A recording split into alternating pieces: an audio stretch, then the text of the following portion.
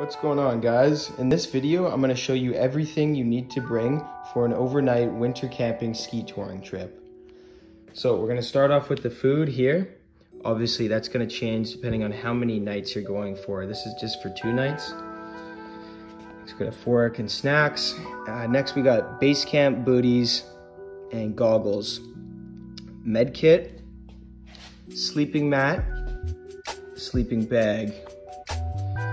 Extra layers for base camp, and one thing you guys are going to want to do is just dedicate a set of clothes for wearing at base camp that you'll change into after you're done the day, and that way you'll always stay dry.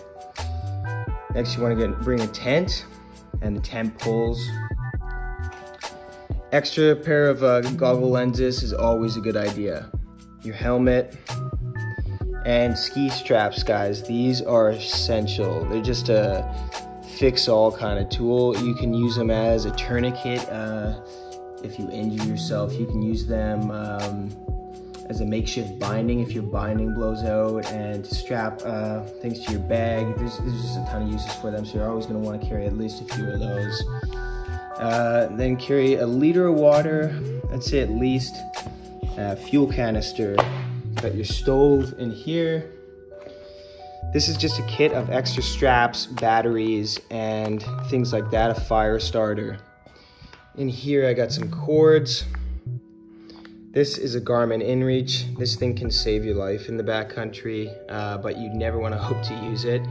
Basically, if you injure yourself so badly, you or your friends, and you can't get yourselves out of the backcountry, you can call rescue services on that through the SOS button.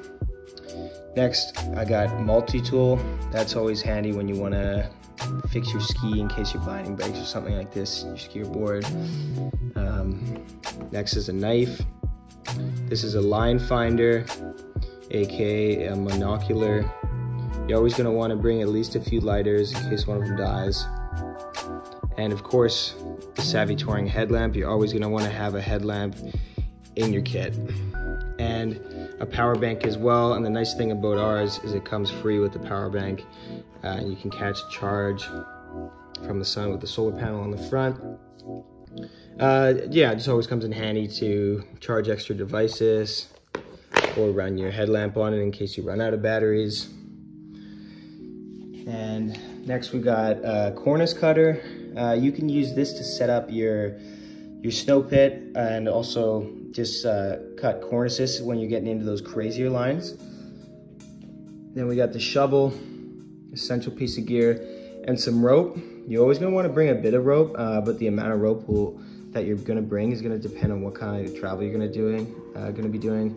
If you're doing glacial travel, you're going to need a lot more than that, but this trip we're not. Handle for the shovel and snow saw. The nice thing about the BCA shovel is it comes, this saw just goes right in there. So if you're looking for a shovel, I'd suggest that one. Next is the probe and the beacon. Probe, shovel, beacon, those are the 3 essentials in your kit. And here we got a pit book, so you can measure, you can write down all your snow pit data and record your runs. This is an angle measure to measure the slope. Compass, and I got an emergency blanket in here. That's an essential piece of kit as well. You're always going to want to have one of those with you. Balaclava, very essential as well. This thing will keep you super warm.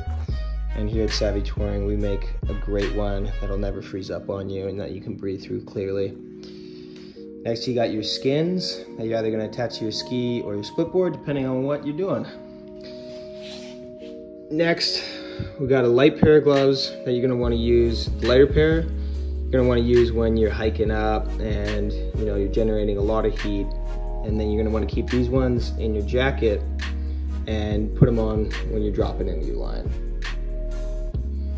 So that's all the gear, guys, but how you pack all of this gear into your bag is just as important. So stay tuned, and I'll be uploading a video next on how to do that. Thanks.